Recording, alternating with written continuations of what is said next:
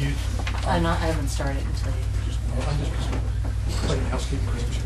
Could you make sure you keep a copy so there's Okay. Same. Thank you. Okay.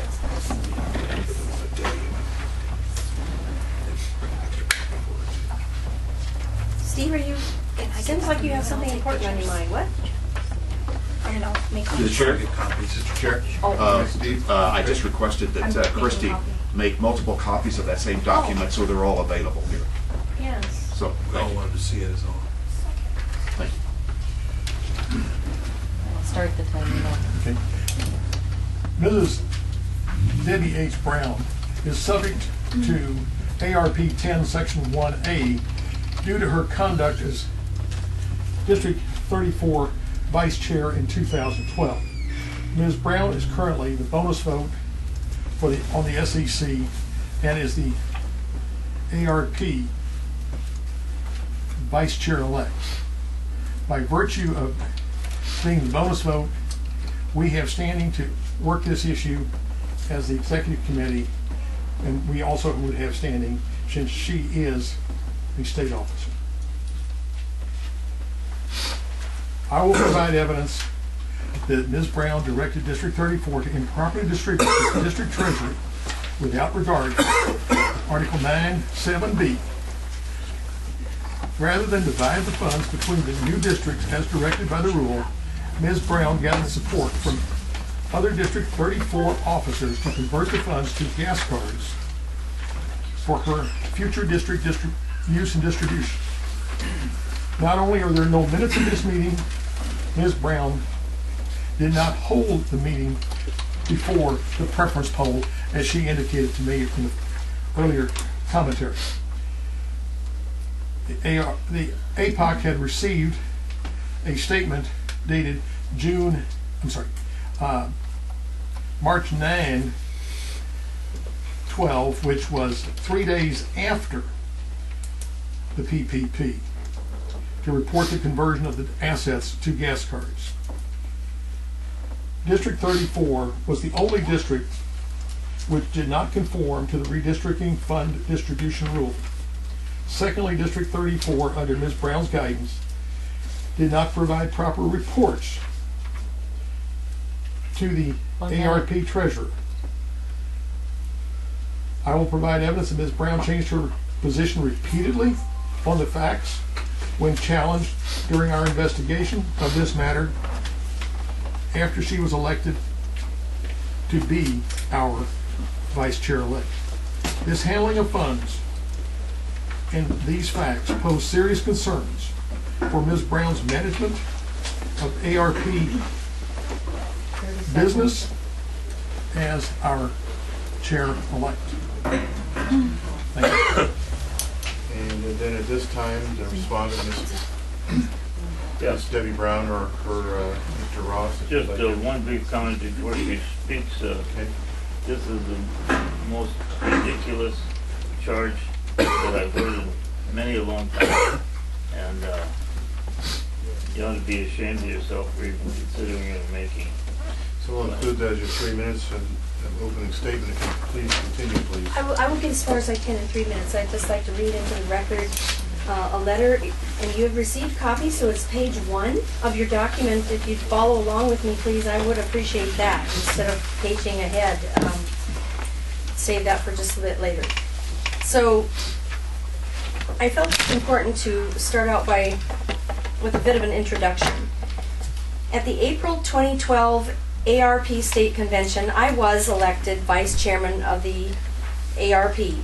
Per the ARP rules, I began serving in this position on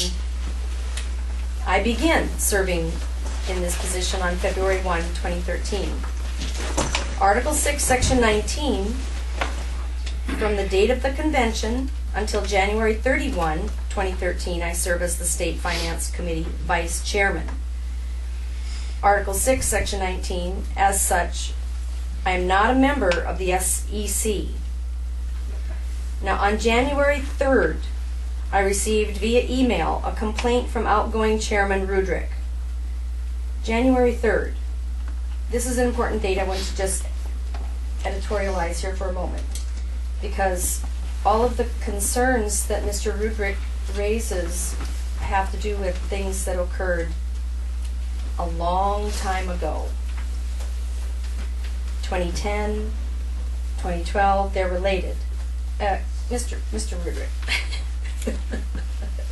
Thank you for being patient. A copy of this, a copy of the complaint is attached as A16.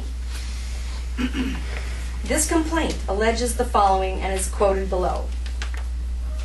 Based on District 34 documents disclosed to the APOC, Ms.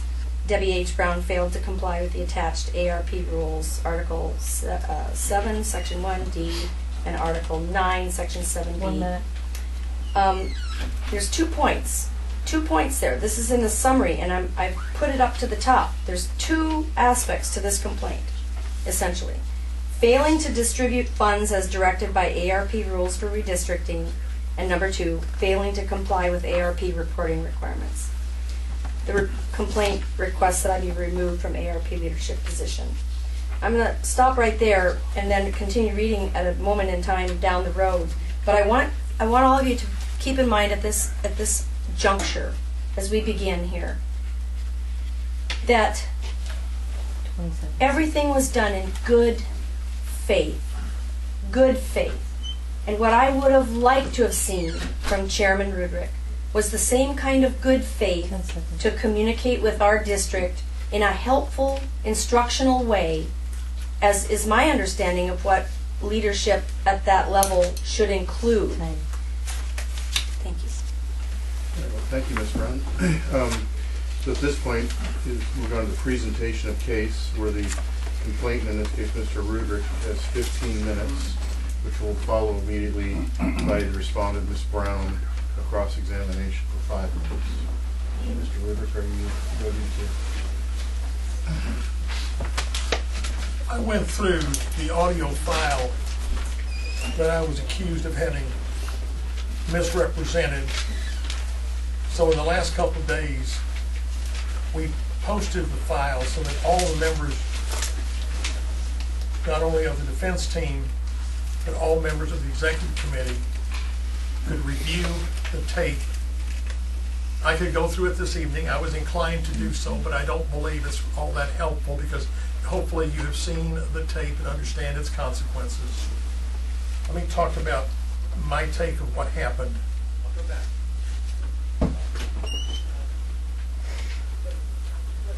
When we were looking at moving funds, and we had moved all the funds around the state, either districts had done it on their own or we had assisted districts. The only district that we didn't have a clear understanding was District 34 on the Central Kenai. We learned from the District 30 convention that they had converted their cash asset, their checking account, to gas cards for their use. It troubled me that we had done something that was going to create APOC problems, was buying gas cards for unidentified future use is not likely to be acceptable. Now, I'm not concerned about, in this, let's make sure we understand there's a difference. There was Mr. Brown's reporting of things as instructed by the district, and there was Mrs. Brown as vice chair leading the district to a large extent, and being involved in this, I undertook to try to resolve this problem by flying to the Kenai to meet with her. The most troubling part of this was the varying scope of what was done,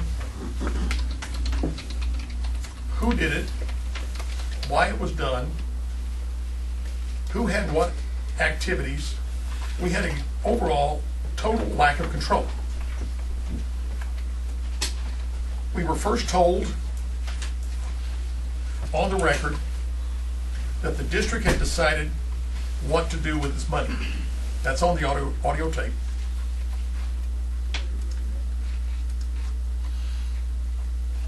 And that all the officers had voted. I tried to help. I was cut off, and then I just allowed the lady to speak. She pointed out that there were 4 district officers that had concurred in this decision. 3 of those district officers now lived in District 30. The 5th officer, who she adamantly denied being an officer, Mike Terrianen, was the bonus vote. She assured me, and you heard me play it last time, that Mike was not an elected officer. When I tried to point out that he was, she just bulldozed over me. I showed the documents last time that Mike was clearly on the Central Committee. We then went back in the discussion to gain facts, and Mr. Brown again advised that the vote was well before the PPP on March the 6th, and that the gas cards that had been purchased had been given to Mr. Hawkins. Now, there's one thing wrong with that piece of logic. Mr. Hawkins was not elected until the 10th. So if he was given the gas cards as soon as they were purchased, I found that to be somewhat interesting. I also probed where are the minutes of this meeting, and the discussion went elsewhere.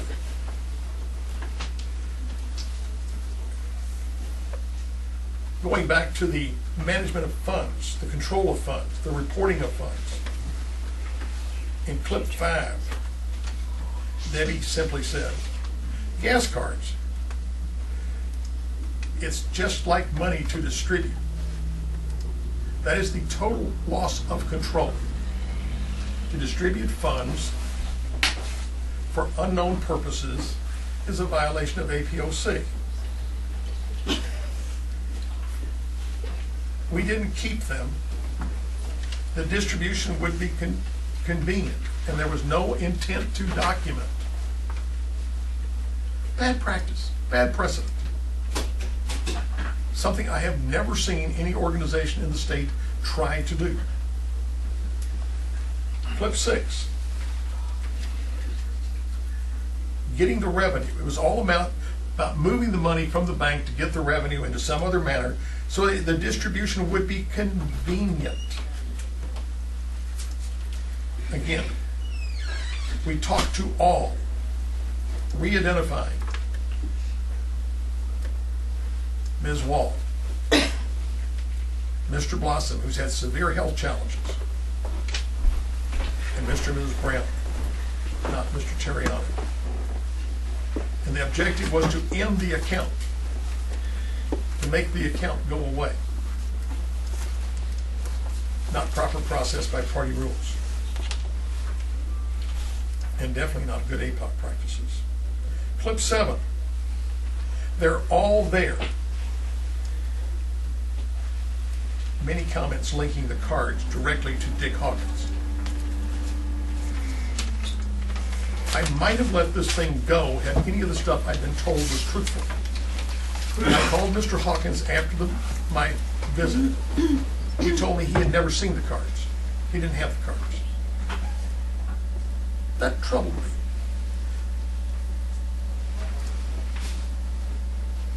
Clip 8.